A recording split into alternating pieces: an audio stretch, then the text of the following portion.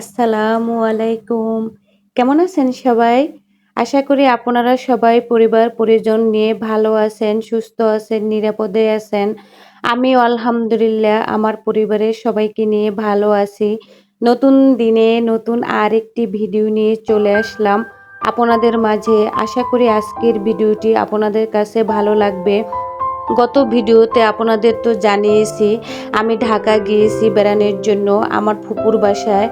প্রচুর বৃষ্টি, এর জন্য বৃষ্টিতে বেড়াতে গিয়ে মার্কেটে গিয়েছি, সেটা আর আপনাদের সাথে শেয়ার করতে পারিনি।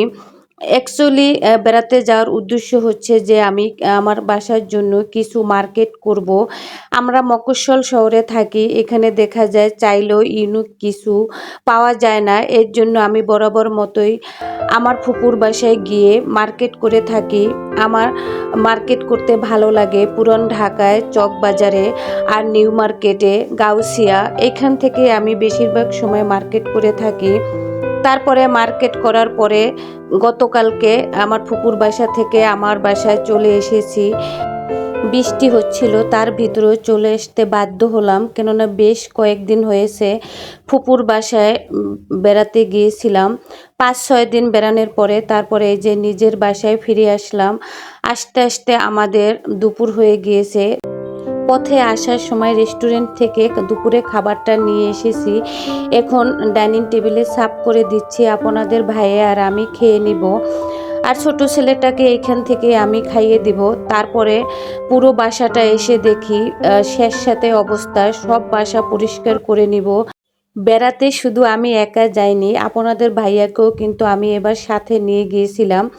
এবার আর আপনাদের ভাইয়া বাসায় ছিল না, তারপরও এসে দেখি বাসার অবস্থা খুবই খারাপ, কেননা প্রচুর বৃষ্টি প্রতিদিন, এর জন্য বাসাটা কীরকম যেন ভিজা ভিজা হয়ে আছে।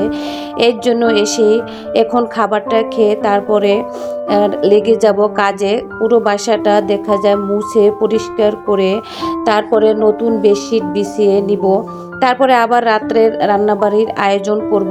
এর আগে আপনাদের সাথে শেয়ার করব আমি বেড়াতে গিয়ে নিউ মার্কেট চক বাজার থেকে কি কি জিনিস নিয়ে এসেছি আমার বাসায় সাজানোর জন্য। তারপরে অন্যান্য কাজ করব। আপনারা যারা এই মুহূর্তে আমার ভিডিওটির সাথে আছেন একটি লাইক দিতে ভুলে গিয়েছেন, প্লিজ একটি লাইক দিয়ে আমার ভিডিওটি কন্টিনিউ করবেন। আপনার একটি লাইক আমার দেখা যায় অনেক মূল্যবান, আপনার কাছে কিছুই না, তারপরও দেখা যায় আমরা যারা ভিডিও করি তাদের কাছে একটি লাইক অনেক মূল্যবান। আপনি দেখার সাথে সাথে এই লাইকটি আরও অনেক জনের কাছে পৌঁছে দেবে, অনেকজনকে দেখার সুযোগ করে দিবে। আর যদি কোথাও কোনো আমার ভিডিওটির কোনো কথা বা কাজ আপনাদের কাছে ভালো লেগে থাকে তাহলে চাইলেই আমার চ্যানেলটিকে একটি সাবস্ক্রাইব করে নিতে পারেন। আর অবশ্যই কিন্তু পাশে থাকা বেল অপশনে প্রেস করে রাখবেন।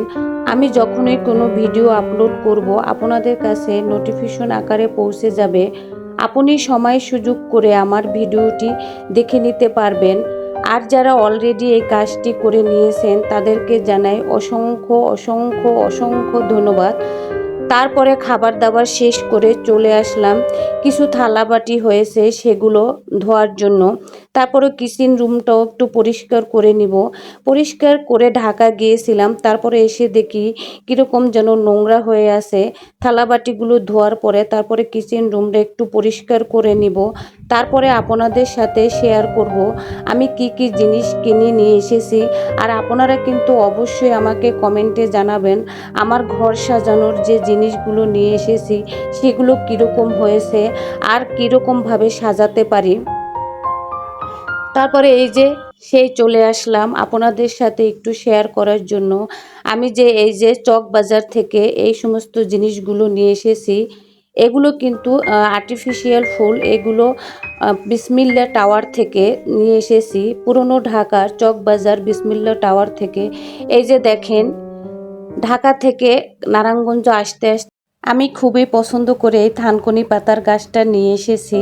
সেই গাছটার 3টে পাতায় আস্তে আস্তে মনে হয় গাড়ির চাপে এগুলো ছুটে গিয়েছে, পরে দেখা যায় এগুলো সুপরগুলো দিয়ে লাগিয়ে নিব। তারপর আমি অ্যালোভেরা গাছ নিয়ে এসেছি। তারপরে এই যে ফুলটা, ওটা আমি বলতে পারি না কি ফুল। তারপরে এই যে আর্টিফিশিয়াল একটি গাছ নিয়ে এসেছি। এগুলো দেখা যায় আমার কাছে খুবই ভালো লেগেছে, এর জন্য অনেক বেছে বেছে নিয়ে এসেছি। তারপরে একটি টিস্যু হোল্ডার নিয়ে এসেছি। এই টিস্যু হোল্ডারটা আমার ছেলের খুব পছন্দ হয়েছে, এর জন্য ওর পছন্দ মতো এই টিস্যু হোল্ডারটা নিয়ে এসেছি। তারপরে এই যে পাটের একটি শো পিস, কি কিউট তাই না? এই কিউট জিনিসটা কিন্তু খুবই দাম কম, মাত্র 100 টাকা। অন্য অন্য জিনিসের যদি দাম জানতে চান তাহলে কিন্তু আমাকে কমেন্টে জানাবেন, আমি চেষ্টা করব আপনাদের প্রাইসটা জানিয়ে দেওয়ার। তারপরে এই যে বাটারফ্লাই, ওইটাই কিন্তু আল্লাহর নাম লেখা এবং হুজুর পাক সাল্লাল্লাহু আলাইহি সাল্লামের নাম লেখা। একটি অয়েল জার নিয়ে এসেছি। এই যে কোরআনটা দেখতেছেন আমার হাতে, এইটা কিন্তু আমার বড় ছেলে রাফসানকে দিব, এর জন্য ওর জন্য নিয়ে এসেছি। এই কোরআনটা কিন্তু মেটালের, বাতি অফ করলে এই কোরআনটা জ্বলে উঠে, এর জন্য আমি পছন্দ করে আমার বড় বাবাটার জন্য নিয়ে এসেছি। আর এই যে কোরআনের বক্সটা দেখতেছেন, এটাও আমার বড় বাবাটার জন্য নিয়ে এসেছি। অনেক দিন যাবত এটা কিনবো কিন্তু এটা আমাদের এদিকে পাচ্ছিলাম না, এর জন্য অনেক দিন যাবত মনে আশা করে বসে আছি কখন ঢাকা যাব, ঢাকা গিয়ে এরকম একটি কোরআনের বক্স নিয়ে আসবো। আমার বড় বাবাটা অনেক দিন যাবত বলতেছিল, এর জন্য ওর জন্য এই কোরআনের বক্সটা নিয়ে এসেছি। তারপরে এই যে ওয়াশিং মেশিনের উপর দেওয়ার জন্য এবং ডিপ ফ্রিজের উপরে দেওয়ার জন্য দুটি রুমাল নিয়ে এসেছি। এগুলো দেখা যায় একটু ভালো মানের, চারি সাইডে একটু লেস কাটা, এর জন্য এই দুটো নিয়ে এসেছি।